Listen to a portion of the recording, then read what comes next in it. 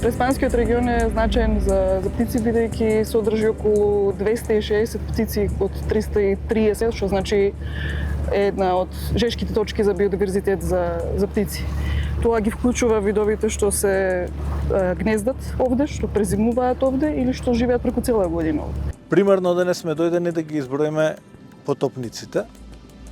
Тоа е еден вид кој што е типично северен вид, меѓутоа на Охрид и на Преспа има популација, се шири на Балканот и по други водотеци и вештачки езера, така го има и на Глобочица и на Дебарско езеро. Меѓутоа, интересно е затоа што тоа реликт на популација, односно останата е овде после последната глацијација пред 10.000 години. Видот е генерално преселен на север, ги опфаќа северните делови на Европа, меѓутоа ете на Балканот има, посебно на Охридско и Преспанско езеро, добра реликтна популација и секоја година практично правиме редовен мониторинг, примерно како дел од планот за управување со Националниот парк Галичица и мерките кои што ги спроведуваат заеднички, значи Националниот парк и ние од Македонско еколошко друштво го пребројуваме овој вид на Преспанското езеро. Овој мониторинг е од 2012 е дел од програмата за долгорочен мониторинг на биолошката разновидност на Национален парк Галичица. Иако Преспанското езеро не е дел од Националниот парк, сепак овој вид се гнезди во клифовите кои се составен дел од Националниот парк Галичица, па затоа и е дел од мониторингот. Ја користиме приликата како секундарна работа да го изброиме и сите други водни птици и да забележиме како го користат просторот. Тоа што е значајно е што ова броење го правиме трилатерално, колегите од Албанија и од Грција исто така бројат денес, за да можеме директно да ги споредиме податоците. Тоа што истовремено се брои и на грчка и на албанска страна на некој начин придонесува за поголема прецизност на податоците. И доколку има процентуално некаква си грешка, таа претпоставуваме дека е еднаква на сите години, така да мерливоста на податоците мислам дека е добра. Преспа е едно водно тело, не познава као водно тело, таа не познава граници, исто и птиците не познаваат граници, така што затоа е многу битно соработката секогаш да биде прекогранична.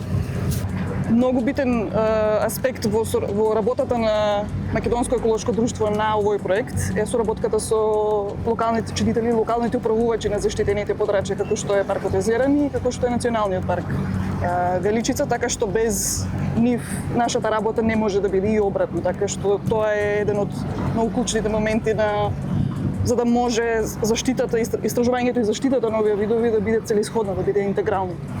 Конкретно преку проектот ЕУ за Преспа, Европската Унија финансира заедничка работа на Македонското еколошко друштво, Националниот парк Галичица, општина Ресен и Националниот парк Пелистер е придружна членка во тој проект, Преспа зелена и сиња иницијатива го викаме, каде што практично многу се интензивира мониторингот. Идејата е да се зголемат капацитетите на заштитените подрачја, конкретни мерки за заштита да се преземат. Изминативе десетина години ја финансира исто така нашата работа и веќе се податоците доволно добри на ниво да може да се обработат и да може да се извлечат заклучоци. Практично многу подобро сега ја знаеме ситуацијата, знаеме со што располагаме, знаеме кои ни се приоритетите, одошто тоа што беше случај предходно.